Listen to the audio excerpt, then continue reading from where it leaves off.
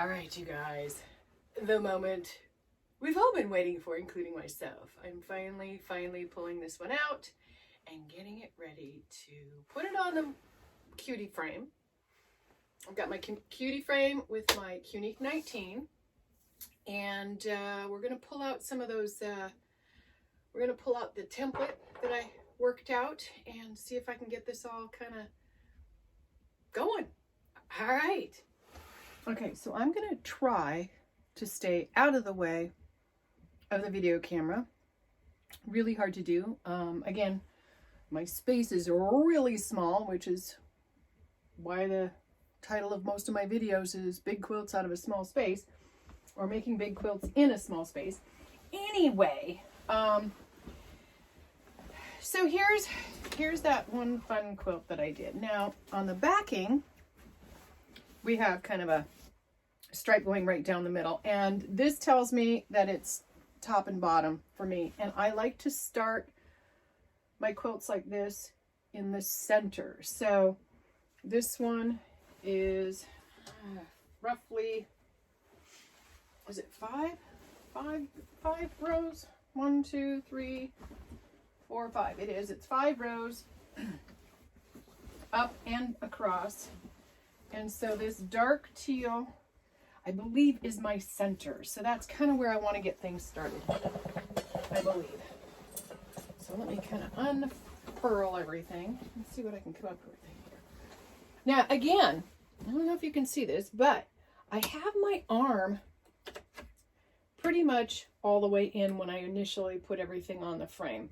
It helps me kind of just maneuver it so I'm not dealing with such a wide space. So we're going to start here. Let's see, let me get back in front of everybody. And scoot you back. There we go. And so this quilt is pretty darn big. It's, I think, roughly 90 by 90. I'll have to measure it again. I can probably figure it out. Let's see here. I think I'm going to do the top clamp right here. So what some of you may know from past videos is that I got my Cutie frame and my Qnique19 about this time last year. So I've only been using this for a year, and I think I've done probably 40 or so quilts on it so far. All different sizes, baby quilt all the way up to queen. I've got a couple of kings laying off to the side, and they're going to continue to lay off to the side. Those are for me. Those are for me personally, for my bed, my bedroom. But I think this is probably one of the largest that I've done on here so far. And this is a solid queen size quilt. And I say solid because it drapes over the top of my king size bed by about, I want to say about 6 inches. So it'll really fit nicely over a queen size bed. And this one I have someone in mind for this. This is actually going to be a gift for someone. Now, I probably have mentioned this before.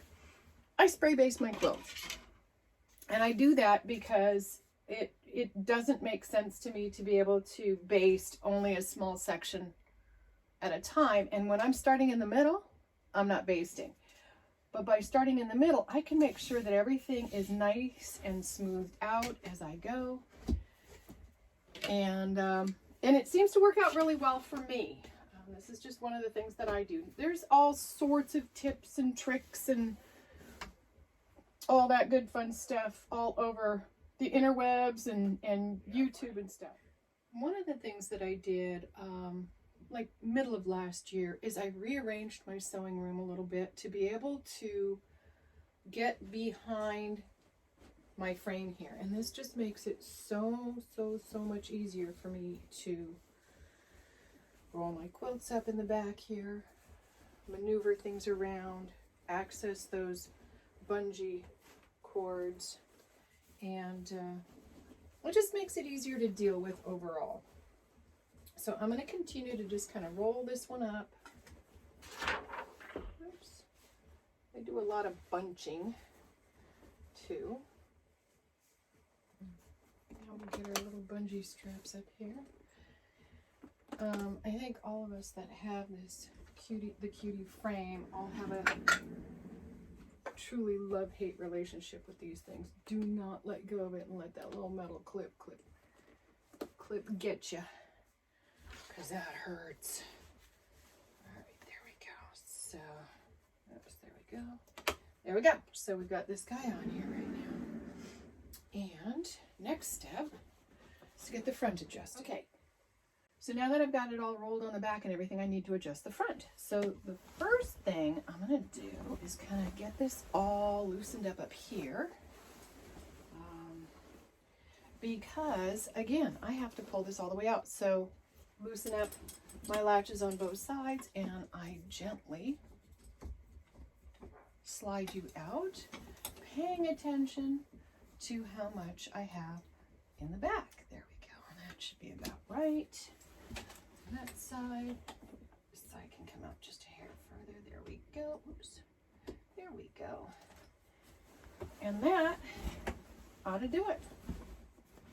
Oh, that's going to be perfect. So that gives me just enough room between my back rail and my front rail to do a good portion of the motif that I've got laid out for this quilt, and we'll go over that in just a few minutes. Step, front clamps, and I just pretty simply, I don't pull things super tight.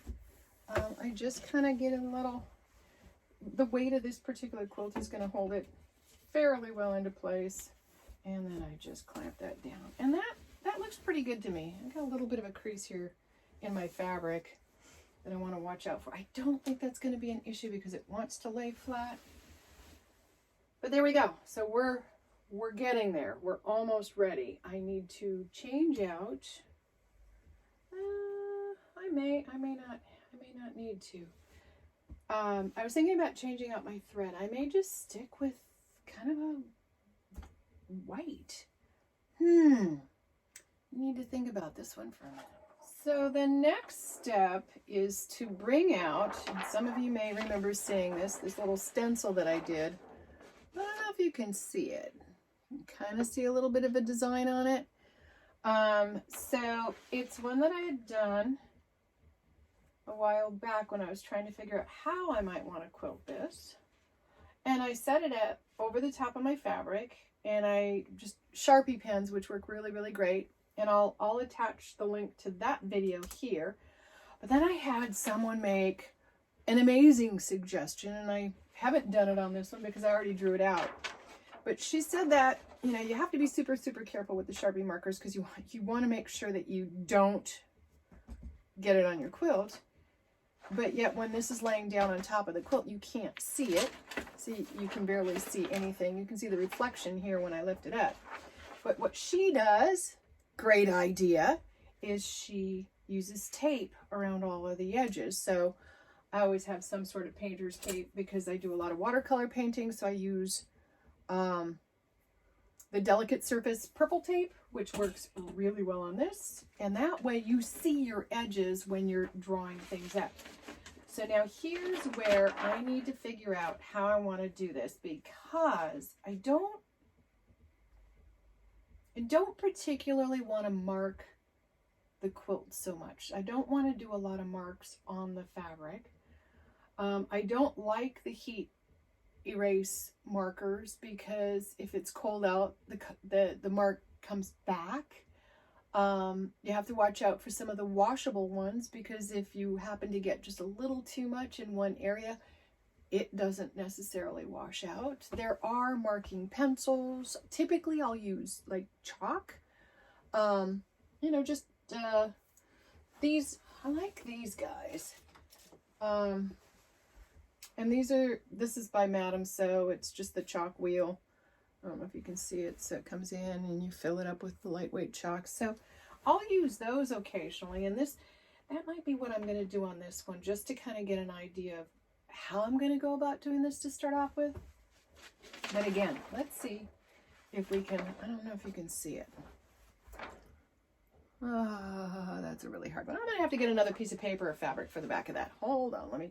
So here's the design I had drawn up. Kind of a real rough sketch on it. I still hadn't decided if I was gonna do kind of a little half heart shape right here, or if I was just gonna do rounded. And I keep leaning towards the rounded. But I think what I'm going to do is I'm going to start kind of in the center. I'm going to start with my initial designs around the center of this block. So let me pull this out of the way and we'll kind of scooch this over here. Oops, there we go. So here you see my stencil, design stencil on top of this block, kind of how I had drawn it all in. And so I think what I'm going to do is just start real simply using a bit of a curved ruler, not too curved. I'm going to start and just kind of go around the inter part of this flower, so the very center of it. And then I'll come in and I'll stitch in the ditch around the very center, and then I'm looking at doing a lot of little pebbles inside the center part, and then from there I will hopefully be able to work it out where I can just kind of keep moving around. Again, a lot more curved rulers and some straight rulers with a little bit of free motion, both in the pebbles and the fill-in. Now I'm probably not going to be doing a lot of fill-in other than inside this specific block area right here. That could change. That's the best part about quilting. You can make anything the way you want it to be. And I have to take a deep breath because I'm really nervous about that, because I don't, like anybody that's quilting, you don't want to make a mistake. You don't want to ruin it. You don't want to have to tear it all up. Now, on top of that, this is my fun one. I actually just picked up this ruler, and boy, oh boy, is this thing dirty already. This is from Piece-n-Quilt. I don't know if we can see it. So it's by Natalia Bonner, and it's Piece-n-Quilt, and this is the 4-in-1. And I really, really like it. I was using it a lot for some straight edge work on my previous quilt, because most of my other rulers are only about, this long. So this gives me a little bit longer to play with, but this has a really nice curved edge, which I think is going to work perfect on a lot of this. I was kind of looking at it and I was trying to figure out what I could get that would work. And then even the top part, probably more on this line, because I don't know if I want it super curvy. But lots to do with that. So I really, really like this. I have one of my own little pop-up thingy-mabobs that it comes in really handy. I have a tendency of just kind of jamming it under my thumb. But I like it because the ruler works really, really well. It doesn't slide across the fabric like some of the other rulers. It's got a nice bit of texture on the back, but not overly textured. So I'll see if I can remember to put the link for this in there also. She does amazing work if you want to check her out. So anyway, let's get started on this.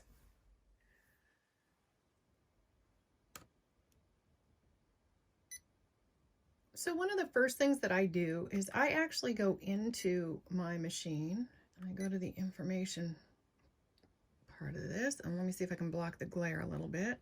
Of course, when I do that, I can't see it. And I reset my stitch count to 0 and my hours run to 0. And I do this purely because I like to see how much is going into each one of these quilts that I'm custom quilting and how long it takes me to do it. And this is not time start to finish, including moving things around and all that good stuff. It's only the stitching time. So everything's zeroed out. I can go back to my system. I currently have mine set at 10 stitches per inch. I like to set my needle so that when I stop, it's needled down. I'm in regulated precise. I like that. It works. And when I get to the pebbles, I'll probably be increasing my stitches per inch to 16, maybe 18, because it makes for a much more rounded motif versus the stitch being too long, especially on small pebbles. So stay tuned for that. Anyway, I'm going to go in and actually I'm going to do one more thing. I'm going to turn my light here off so that you can actually see what I'm doing. I'm going to turn on a couple of other lights and we'll get going on this in just a minute. All right, y'all. Got to be honest. I am really nervous about getting started on this one. Really, really nervous. So good thing I checked. I just had to change out my bobbin. Totally forgot I had turquoise blue thread in the bottom. And let me pull this up.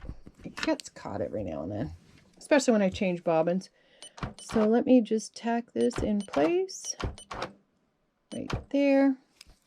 Come back to that in a second. So in this particular case, my first goal, I'm starting, I don't know if we can see this, but I'm going to be starting at the V in this triangle in a square block. And I want to curve up to that point. So it doesn't have to be perfect. Not every single time. It doesn't really. I'm going to look at this. I think I want that right about there. Let's see here.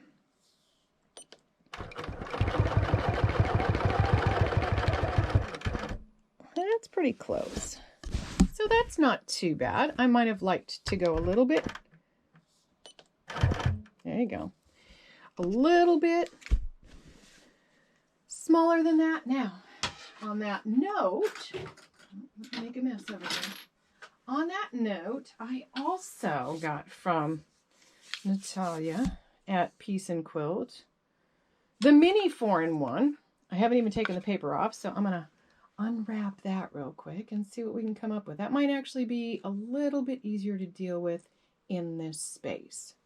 So I switched out to the smaller ruler. It's the 4-in-1 mini, also by Piece-n-Quilt, Natalia Bonner. And what I'm going to do here is, this has a nice little curved edge, but it's smaller than the other one. So what I'm going to do is kind of place it right up in here. And then I've got to visualize my 1/4 inch difference right here. Now, it's backwards for me, so I have to hold it with my right hand and come around with my left. Or hold it with my left hand. Well, there you go. Hold it with my left hand and come around with my right. But look at this. So we've got this nice little petal starting out here. And that is kind of where I'm headed for this part. So there we go. And I'm not going super, super fast. I'm going to trim my tail right here real quick. I'm not going super fast. I'm not super fast at this. I've got no problems with taking my time and trying to make things the best that I possibly can at this time. So let's try to come back around here, and that matched up fairly well for that center part. Kind of liking where this is going here. Let's see, I need about 1/4 inch at the top.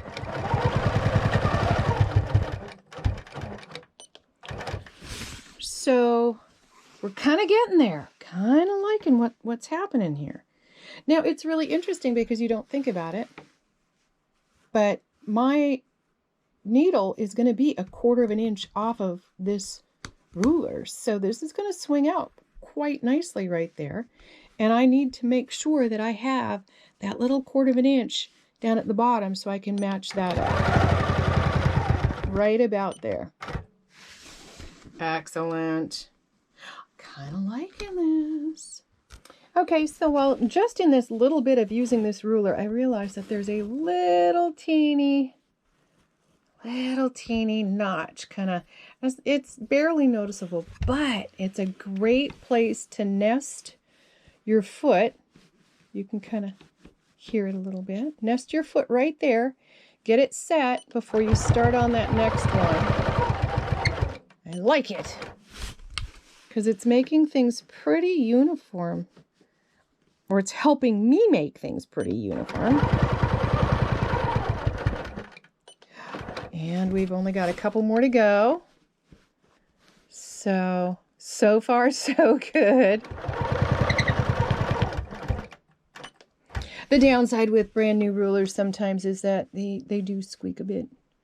Need to be.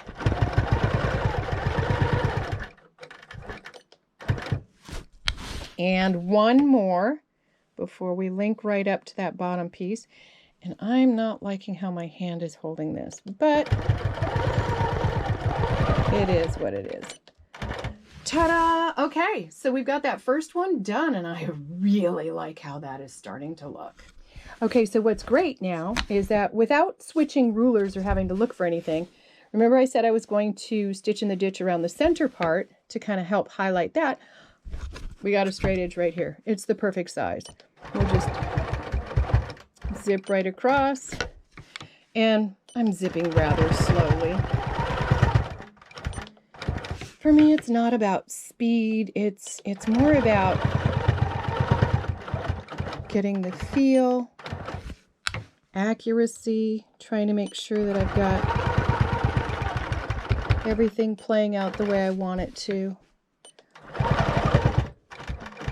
Oops, there we go, stop. Okay, so now, at this point, I need to change my stitches per inch because I'm going to start doing pebbles.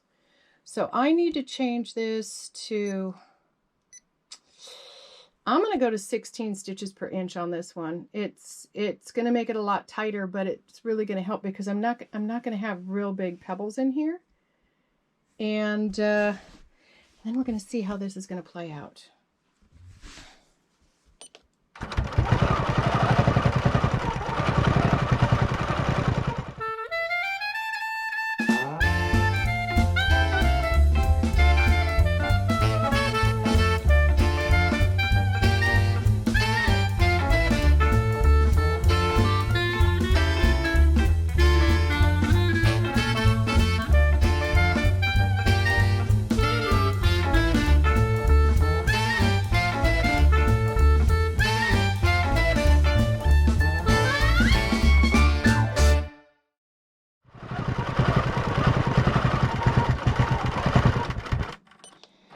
Okay, I can't say that pebbles are my favorite thing to do, but I can honestly say that the more you do them, the better you get at it. I mean, I didn't do it on this one. I bit my tongue a couple of times because normally you'll hear me go, oops, well, that one's not round. Oops, went over that one. It's okay because, again, once the quilt is all done, nobody's actually going to really notice that. They're going to be looking at how beautiful the whole piece looks as a whole. So I'm going to keep going on this one because my next step based on my template is, oh gosh, I got to look. I think it's coming back over here. I want to do something in the center part of this. So I need to put my template back over the top of one of the flowers so I can kind of get a feel for how that's going to work. So give me a look here. Hold on. So now that I've got that done, I'm going to scooch back over to this. And I'm going to go here. I'm going to go up.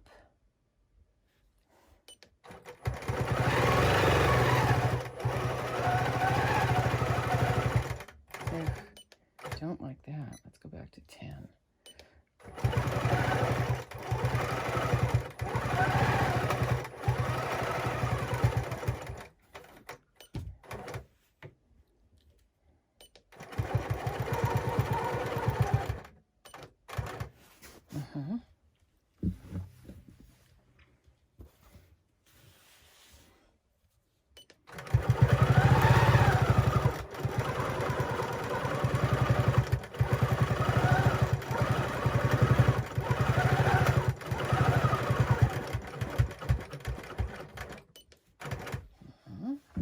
So then this is, oh, these guys I do have to mark.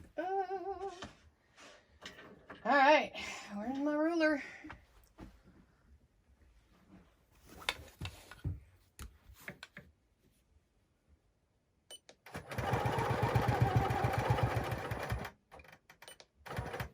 Okay, so now we're gonna go.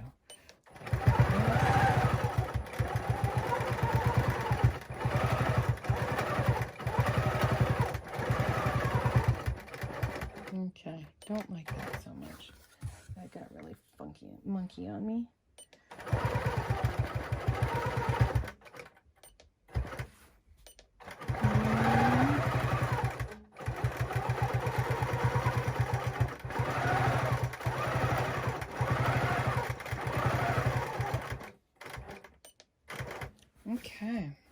Okay, so what I found is after doing all of the little petal puckers in the center here, if I just simply trace back, kind of backtrack along one of the petals, that gets me to my starting point right here. And then I want to just simply create an arch from this needle here to that center point. So I need to leave myself about 1/4 of an inch off of that. And let's just see where that puts me. Not too bad. All right, kind of liking that so far. Let's go this way. There we go. All right, so that looks really, I like that. I like it. Now, here comes the fun part, because my goal in this one is to actually kind of fill it in. Now, I went just a hair too far past it, but I'm going to kind of come in here. I'm going to go and stitch in the ditch up, or a semblance thereof. Never good at this part. Over.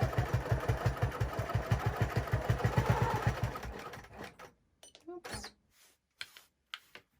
And down. It's always hard to stitch in the ditch when you can't quite see where you're stitching. All right, so now my thought was to do just some really tiny meanderings in this one, just kind of a stippling look, a stippling type of effect, just to kind of push that down and let this pop up. To do that, I need to go all the way back up to my 16 again, 16 stitches per inch. And it's not a fast movement by any means, and I'm really tight.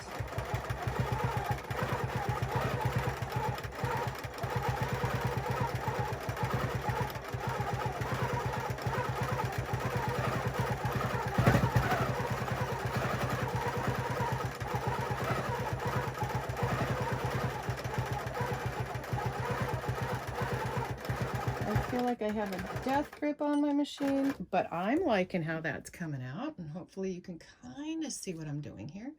Let's see if I can scroll in just a bit more. See how that's starting to look a little bit.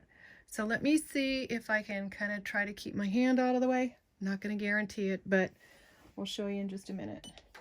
I'll finish this other side real quick.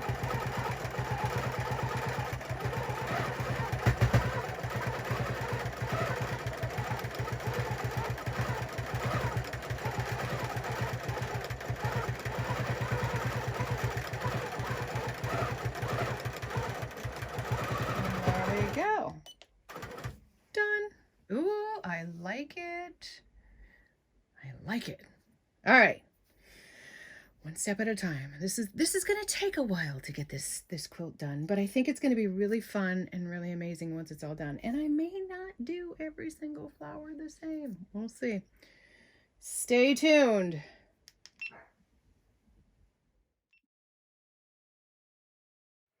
Okay, so I finished up the center part, and I did almost all of that. I started off originally with the big 4-in-1, switched over to the mini 4-in-1, and this does a fabulous job for all of these smaller sections.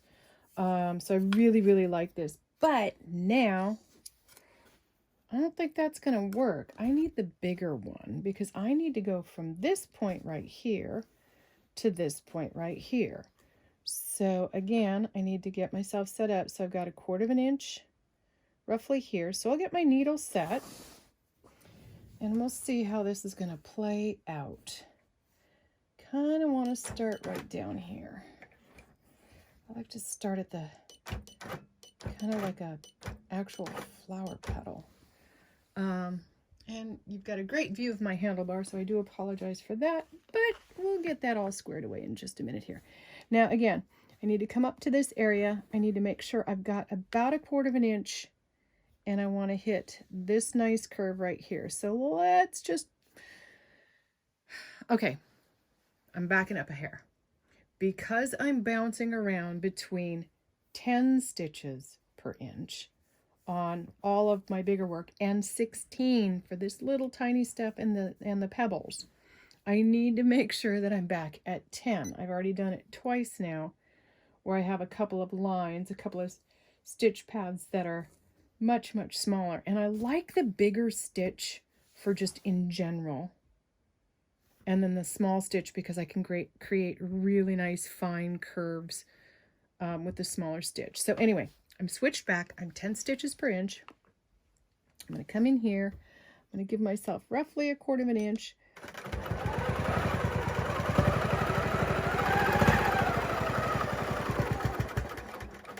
And I'm going to stop right there. All right. There you go. That's one. Now, at this point, I'm going to stitch in the ditch up to the top of, let me get up here, there we go. And then I want that to be rounded right there. And again, there's this, on the mini 4-in-1, there's a little notch.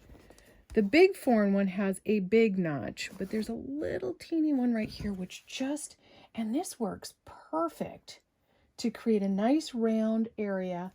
I can go like this, come right back up to that point right there. I guess it doesn't really matter.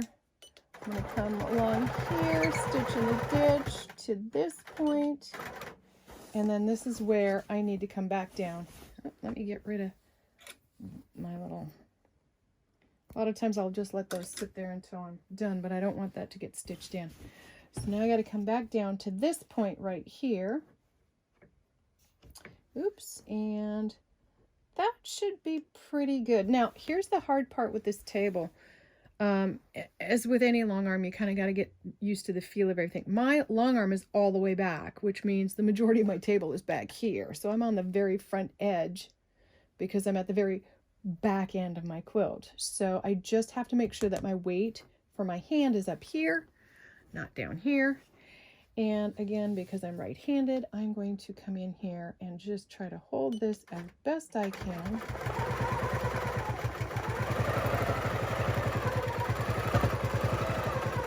And not too shabby. Not too shabby at all. I don't know if we can see it.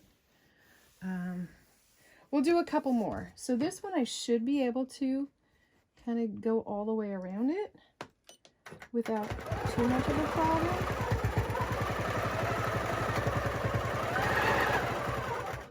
It created a little bit of a overlapping right here, but that's a nice little, and if I do that in every single one, I think it'll look great. So that might be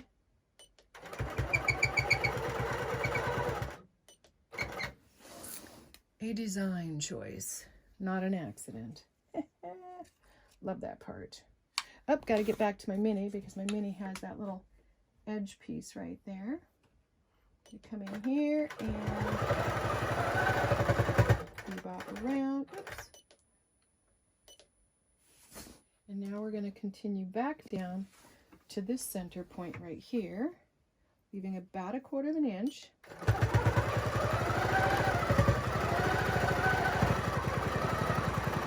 Nice. And now I'm going to flip around and go back up to this top part here. See how that's going to work out.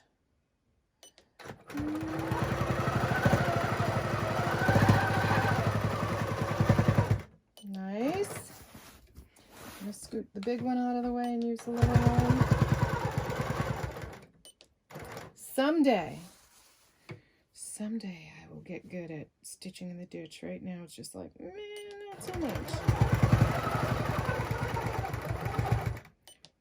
Here.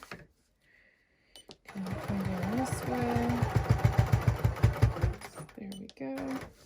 Back to the big ruler. We're going to go about like this.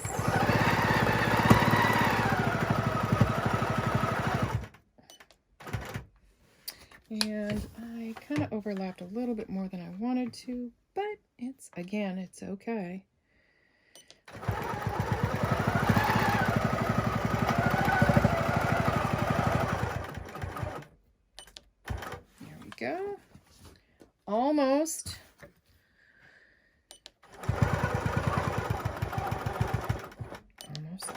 this one. Let's flip you around over here, get you right into that little notch. There we go.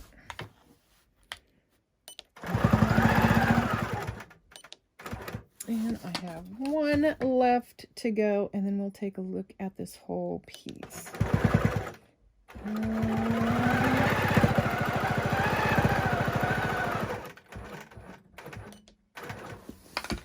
right. There we go.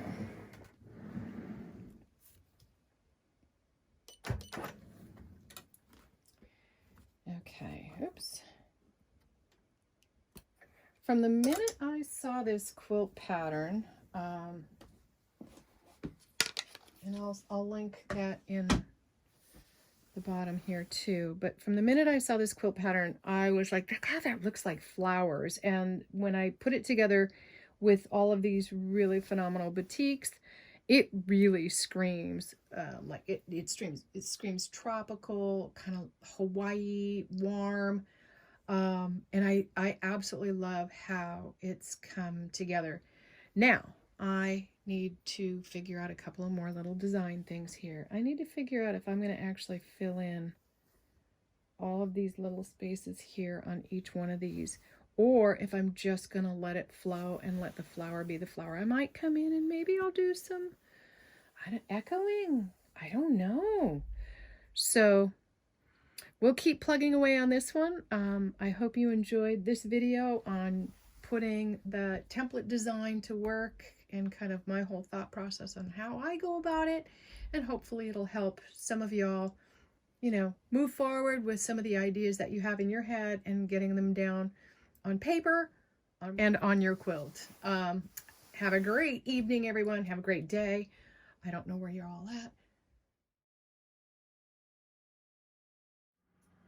All right, so now it is time for me to shift. I have one flower left on this row that I need to do. And this quilt measures 92 by 92. So it's a pretty decent sized quilt. I actually just measured it because I was like, could not remember how big it was. I just know it's big. So my first thing I'm going to do is I'm going to remove my front clamps. Yeah, I've gotten so used to using them. I'm not looking at, you know, any of the other things. And if it's a really heavy quilt, I'll actually just let it drape and not even clamp it down. But because I'm doing a lot of ruler work, it really helps to kind of tighten it up a smidge. Now, here's the trick. So I undo my threaded back bungees. I'm going to remove just one back clamp, and then I am going to come off to the side here and just snug it towards me. And I'm going to do without getting too much in the way of the camera. And so I just gently, now the machine's moving with it, even though the needle's not attached, which is fine. I don't have a problem with that. All the way to the end here. There we go. And see, nice and gentle. I'm not really rough housing or, you know, roughing it too much, not really being tough with it. And so now I can go back in over here and get this. And I actually come back towards me just a hair. I've got plenty room, so my machine will go probably to about right here. So I've got plenty room to work on this one. Oh my goodness, got some threads in here. But I wanted to give myself a little bit of room. And now that I shifted it again, I need to rearrange my clamps just a hair. Now, I've already gone through to figure out just kind of exactly, and it's not an exactly, where I need to be, where I can reach up here at the very top, and I've got about 1/4 inch, so I'll have to work my ruler in the front part, and then plenty of room down at the bottom. And remember, with the ruler bed on here, I have a couple of extra inches, so if I pull this all the way, this is going to get caught up here, but if I pull it all the way, it's going to run into this bar, this front bar. Now I can raise the front bar up a little bit so it kind of goes underneath it, but I can't do it too much. So I just kind of, I've experimented with it a few times. I just kind of let it go. My next step is coming into the back side and just getting everything straightened back out. Things get a little bunched up sometimes. And get these bungees back up on here. Now this first one's going to be an interesting one. It's going to be a tough one to hold. Oops. There we go. I'm going to tighten this one up a bit. Just because there's not a lot of fabric on this side in comparison to the rest of it. There we go.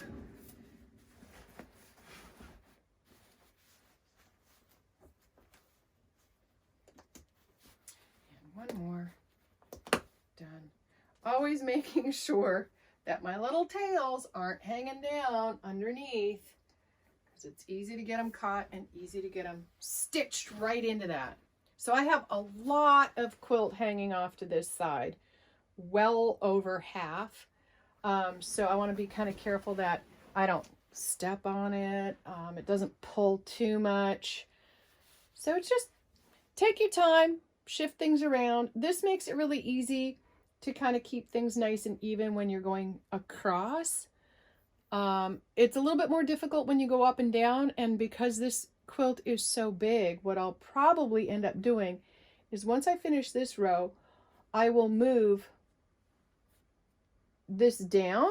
I'm not going to roll it up any more than this. I don't like having a lot of bulk up here. And then the great part is because there's no upside or downside to this particular quilt, I will take it off the machine, flip it around, and then finish the bottom 2 rows as I go. I'll get my front clamps just clamped right on here real quick. And then we can get going on this one last. I already started to set my needle and then realized I hadn't put my front clamps on. No biggie. So here we go, and again I'm going to start with my 4-in-1 mini. I'm really digging these rulers. I'm really liking them. So I'm going to start here. Forgot to take it off of that. Dang it. That's all right. I'm going to cut this thread because I will be coming back down to that in a minute. And let's see where I'm at here. Go.